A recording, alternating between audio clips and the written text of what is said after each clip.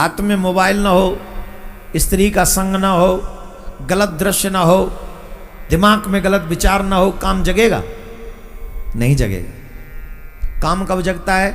जब या तो गलत दृश्य सामने हो, या स्त्री का संग, या पुरुष स्त्री पुरुष दोनों में, तो जो आप पुरुष हैं तो स्त्री संग हो, स्त्री है तो पुरुष संग हो, तब काम जगेगा। एक जगह हम पढ़ रहे थे, बहुत अच्छी बात बोले,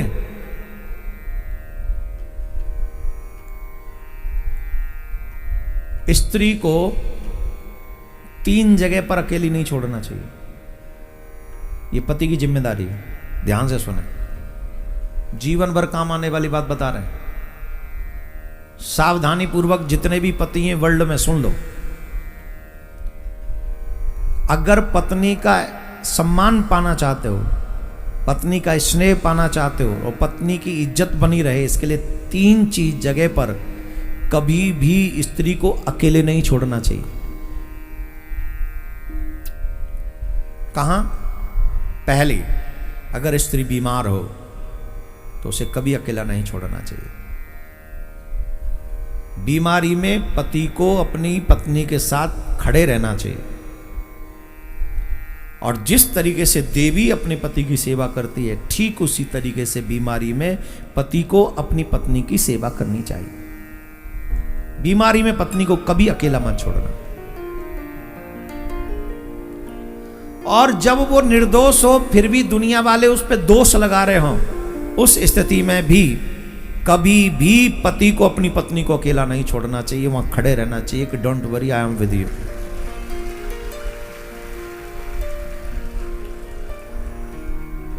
उस समय भी उसके साथ खड़े रहना चाहिए। 2, तीसरी महत्वपूर्ण है, किसी भी कठिन परिस्थिति में पराये पुरुष के साथ स्त्री को अकेले नहीं छोड़ना चाहिए। चाहे वो रिलेटिव्स ही क्यों ना हो, ध्यान देने योग्य बात है। चाहे वो मामा का हो, चाहे वो फूफा का हो, चाहे वो जीजा का हो, चाहे वो साले का हो, जवान अगर कोई है तो उस कठिन परिस्थिति में कभी भी एक स्त्री एक पुरुष को नहीं छोड़ना चाहिए। पति को चाहिए कि खुद वहां पर खड़ा रहे, और कोई भी कार्य करना हो अपनी पत्नी के साथ खड़े होकर स्वयं काम करे, बाहर का काम हो तो उससे करवाए, लेकिन गैर पुरुष के साथ कभी भी पत्नी को अकेले नहीं छोड़ना चाहिए। जो 3 स्थितियों में अपनी पत्नी को अकेला नहीं छोड़ता है, वो गृहस्थ अपने आप को और अपनी पत्नी के सम्मान को बचा पाता है।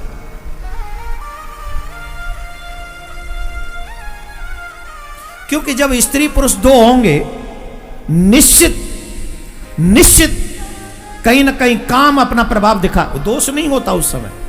भावनाएं इतनी तीव्र भर देता है कि व्यक्ति कब सीमा क्रॉस करता है मालूम नहीं होते।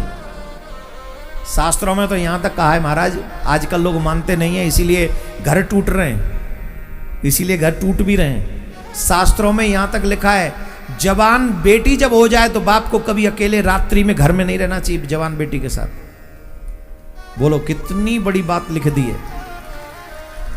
अब आप कह रहे होंगे महाराज यूं ही भड़का रहे हो, मेरे पास सबूत है। बिना सबूत के बात नहीं करता हूं मैं। मेरे पास ऐसी बेटियों का दर्द है जो आके मुझे बताया है कि आप तो कहते हो हमेशा माँ बाप की सेवा करो, उनकी बात मानो, ऐसे दुष्ट बाप का क्या करें? क्या करेंगे आप? मैं तो कहता हूं समाज की जिम्मेदारी है ऐसे बाप को चौराहे पे खड़े करके फांसी लगा जा देनी चाहिए उसी वक्त। बेटी की जिम्मेदारी नहीं, समाज की जिम्मेदारी है। लेकिन मैं शास्त्रों की बात कर रहा हूं, ये सब बातें मैं नहीं कर रहा हूं अभी फिलहाल, प्लीज इसको सुने। शास्त्रों में जवान बेटी के साथ कभी अकेले न रहे, न जाने कब काम कुबुद्धि पैदा कर दे। जवान बहन के साथ भाई को भी कभी नहीं रहना चाहिए अकेले में। पारिवारिक बात नहीं, संसार में रहो, इट्स ओके, कोई बात नहीं, वो तो रहना ही है, रहना ही पड़ेगा। लेकिन कभी मजबूरी में ऐसे हों तो फिर भी आपको एक साथ नहीं रहना चाहिए, भोजन इत्यादि करके, जो भी आप अपनी समस्या समझ ले इसको। ये मर्यादा शास्त्रों में बताई। भगवान ने निमंत्रण किसका कब दिया? बोले रात्रि में आना, क्यों? रात्रि में काम प्रबल होता है।